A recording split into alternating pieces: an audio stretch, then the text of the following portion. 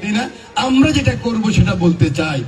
আপনাদের সুযোগ হয়েছে কিন্তু একটা, আপনারা জনপ্রতিনিধিরা হাতিয়াতে যাকে নমিনেশন দিয়েছে, হাতিয়াতে বিএনপি যাকে নমিনেশন দিয়েছে, তিনি হলেন বিএনপির সাংগঠনিক সম্পাদক মাহবুবুর রহমান শামীম।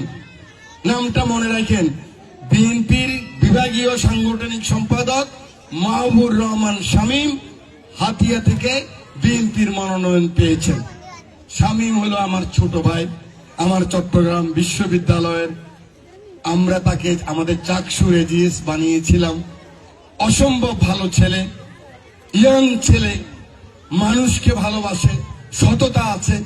আমি বিশ্বাস করি সেখানে যদি সে নির্বাচিত হয়, আপনারা যদি সাহায্য করেন, আপনারা যদি বয়াচ্চরের নেতারা আপনারা যদি এদিক সেদিক না করেন, আমি বিশ্বাস করি 8-10 হাজার ভোট আপনারাও এখান থেকে দিতে পারবেন। সেই ক্ষেত্রে শামীম যদি সেখানে এমপি হয় হাতিয়াতে, আর এখানে যদি আল্লাহ আমাকে কামিয়াব করে, আমি কথা দিতে পারি 6 মাসের মধ্যে আমাদের এই ডিমার্কেশন ঠিক হয়ে যাবে। 6 মাসের মধ্যে, আবার বললাম 6 মাসের মধ্যে এই যে হাতিয়া রামগতির যে ডিমার্কেশন, আপনারা নেতৃবৃন্দরা থাকবেন, কমিশনার থাকবে, লক্ষ্মীপুরের ডিসি থাকবে, নোয়াখালীর ডিসি থাকবে, লক্ষ্মীপুরের এসপি থাকবে, নোয়াখালীর এসপি থাকবে, পুলিশের ডিআইজি থাকবে।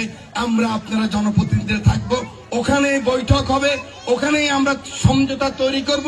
ওটাই সরকারকে দিয়ে ব্যাটিং করে আমরা ইনশাল্লাহ হাতিয়া রামগতি আমরা মুরুসি সম্পর্ক, আমরা এমন সম্পর্ক করব, উত্তর হাতিয়া এবং দক্ষিণ হাতিয়া আমরা কেউ কারো শত্রু নয়। সারা জীবন আমাদেরকে বলতো উত্তর হাতিয়া, ওনারা দক্ষিণ হাতিয়া। আমরা আত্মীয় স্বজন, আমরা বন্ধু বান্ধব, আমরা একই ভাষার মানুষ। আমাদের চিরদিনের জন্য একটা সম্পর্ক সৃষ্টি হবে ইনশাআল্লাহ।